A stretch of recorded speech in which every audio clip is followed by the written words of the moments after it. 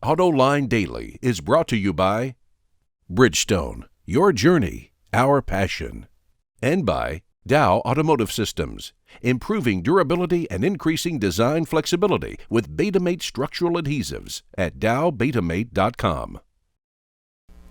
Hello, and welcome to a brand new Autoline Daily. I'm Mike Austin from Popular Mechanics, filling in for John today. But now let's take a look at today's top stories. Earlier in the year, the European Union proposed to limit carbon dioxide emissions from cars to 95 grams per kilometer by the end of the decade. But a group of countries, led by Germany, just got the EU to revise that rule in order to protect the competitiveness of the European auto industry during the recession. The Germans want to delay the standard until 2024 instead.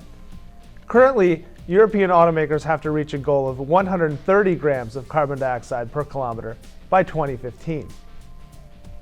BMW's electric i3 doesn't start hitting showrooms until next month in Europe, but the German automaker is already considering boosting production. As it turns out, demand for the electric has already exceeded the company's expectations, with more than 8,000 units already reserved by customers. We will have to wait and see if this is just early adopters, but BMW expects to sell more than 10,000 i3s next year and says it will adjust capacity according to demand.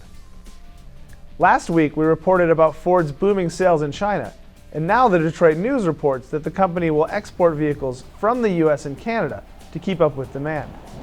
Ford plans to ship up to 40,000 Explorers and Edges per year to China. This is an interesting decision because vehicles manufactured in the US that are exported to China are slapped with huge tariffs.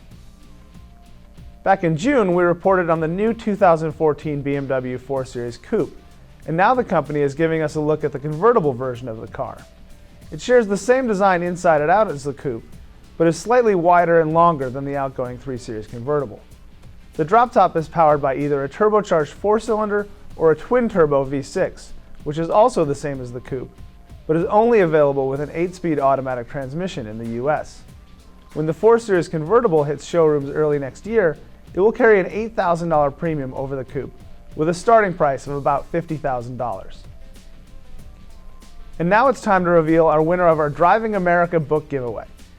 Without further ado, the winner is Taylor Brainey from Washington, D.C. So if you're watching today's show, Taylor, make sure you look in your email to see how you can receive your prize. You're going to love this because it's a beautifully produced 300-page book filled with high-res images from everyday runabouts to the most luxurious motor cars in the Henry Ford Museum collection. And if the rest of you would like to learn more about the book and the museum, just head over to our website, autoline.tv, and click the link in today's show notes. I'm Sean McElroy in the Santa Monica Mountains with the Grand Cherokee's new little brother. That report coming up next. Here's one of the great things about the all-around performance of our Jeweler tires. Excellent traction. Do you need a ladder? Yes, I do. Okay. At Bridgestone, our passion for performance knows no bounds. The Grand Cherokee has been such a success that Jeep brought that same strategy to the growing midsize SUV segment with the new Cherokee. Equipped with two powertrains, the base 4-cylinder Tiger Shark engine and a new 3.2-liter with 272 horsepower, along with a 9-speed automatic transmission.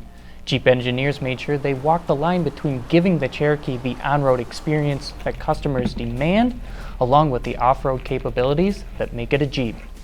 We're very careful to make sure that the Trailhawk hit its trail rating target, but at the same time not burden any of the other models with any cost or weight that those customers don't want. So we feel that even our base model, our front-wheel drive model, extremely competent for handling versus the competitive set and ride. We're very proud of NVH of the vehicle. We do some very exclusive things on noise, vibration, harshness on this vehicle. This high-pressure die-cast cradle, it's an expensive part, but it's extremely rigid for torsion and bending and for transmissibility. We don't want road noise on this vehicle, and we wanted to have the best on-road and off-road noise, vibration, harshness of anything in the segment. So that's why we selectively made some systems unique to Trailhawk, but in others we made them common, because there's things like road harshness, etc., We wanted only one standard, very, very good, best in segment. That's not the only best in segment Jeep is going for. Take the interior, for example. With a line across the dash based on a bird of prey like a falcon, and colors and materials molded on Morocco, Iceland, and other unique parts of the world. The one thing that the team never forgot is the brand's heritage and how important it remains even in today's car. You know, in the studio we have all our history plastered on the walls because it's such a remarkable history. So we have the Willys, we even have one in the studio, one of the models, and so we start looking at the face or the front grille, and of course that can inspire the exterior, but why not bring that inside? And that really, when we're, you know, as we put in the 8.4 touchscreen, it takes up space, and you put air vents out to the sides, it just kind of naturally formed the Willys face or that grille, you know, and really that started in the Grand Cherokee that was recently launched, and again you can start to see the resemblance in the Cherokee, and we'll continue that, as well as the, you know, A line that I spoke about from, again, the birds of prey. These are these natural, environmental, and historical references that we call upon. Although I'm not a fan of the styling, this Cherokee is really a nice vehicle. With its independent front and rear suspension, it handled better than I thought it would.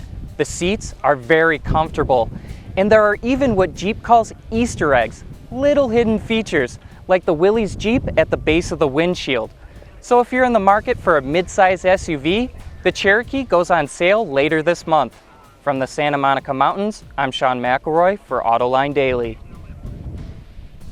And that's it for today's show. Once again, I'm Mike Austin from Popular Mechanics. Thanks for watching and have a great day.